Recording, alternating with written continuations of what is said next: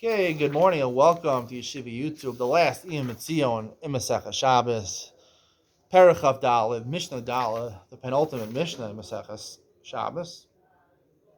The Mishnah discusses the Bechaskan as Luin Lefnei Behema Abes and Avei Lefnei Klavim. You're allowed to cut up squash for your animal and the vela for your dog. Now, what are we talking about? We're talking about squash that before Shabbos you had put in your soup, or you plan to serve as a side dish, squash kugel or something like that. And then your animal got hungry. Can you give it to the animal? Similarly, in Avela, before Shabbos, so you plan on shechting this next week. You're going to shecht it for dinner on Tuesday night. You're going to have some steak. And then it died on Shabbos. So it's muchan la'adam, and now it's muchan la'klavim. You can't eat in Avela. You can only give it to your dogs. Can you do it? Can you cut it up and give it to your dogs? Or do we assume it's muksa? So the Tanakama is Reb Shimon, who says it's not muksa. Reb Yehuda Omer, Lo Yisan Avela, Me'er Shabbos, Asur Lefi She'em and Amuchan. If it wasn't Nevela, right? If it had been Hashmashos, it already died. So then you knew it was for Behema, so it's Muchan for Behema. But if you didn't know, so it's Muchan Adam, is not Muchan LeBehema, and therefore it's Muksa. So what's the Machlokas, Reb Shimon and Reb Yehuda, for the final time we'll talk about this. The Gemara says about this, Reb Shimon holds Ein Muksa. Reb Yehuda holds Yesh Muksa. Even though the Gemara concedes that Reb Shimon does hold of Muksa in certain instances. For example, the Gemara in Shabbos Mem, hey, if you push something away, you put grogos smukim, you put figs and grapes to dry out, to become raisins on your roof. You put, before Shabbos, before Meinas Shmashos on Friday night, you put them into your roof. So you push them away because you want them to dry out. And you didn't have das to use them. You planned on not using them for Shabbos. That's a tarte l'reusa, two bad things. So you completely push them away. That's muksa according to Shimon. Otherwise, not muksa. You don't have both of those characteristics, those details, so it's not considered muksa.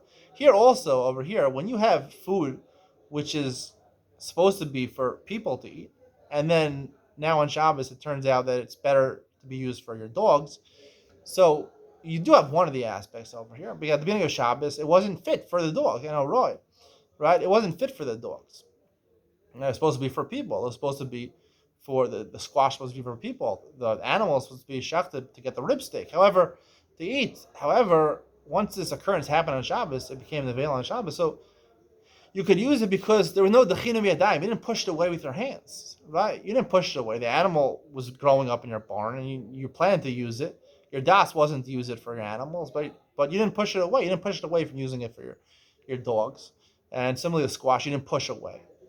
So since you didn't push it away, it's not a fully muksa according to Rabbi Shimon. According to Rabbi Yehuda, it is, because according to Rabbi Yehuda, even one of those characteristics is enough to make something muksa, and that's really fundamentally the Malchus Rabbi Shimon and Rabbi Yehuda. We pass on to Rabbi Shimon on Shabbos, at least, that unless you have both characteristics, something is considered a person. The idea is it's not considered muksa. Muksa means set aside, because your mind is I'll call mashara, whatever I need, whatever I can use it for on Shabbos. That's my das is to have das for that.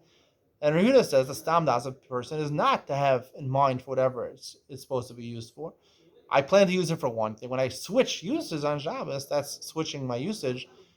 It was set aside for something else. I can't use it for something else. According to Rabbi Shimon, you mamish have to take it out of your mind, right? According to Rabbi Yehuda, it's like whatever I plan on using it for, I have to use it for that, right? It's muksa for that use. According to Rabbi Shimon, my mind is to use anything that's possible. Even if I plan to use it for one thing, I can use it for something else. Unless I completely pushed it away, right? Actively pushed it away and say, I'm definitely not using it for that. I'm definitely not using it for that. Then it's muksa. Then it's prohibited to move and to eat. And that's the only case according to Rabbi Shimon. Hope you enjoyed the final share of Maseches Shabbos. Stay tuned as we begin Maseches Eruvin tomorrow. See you there.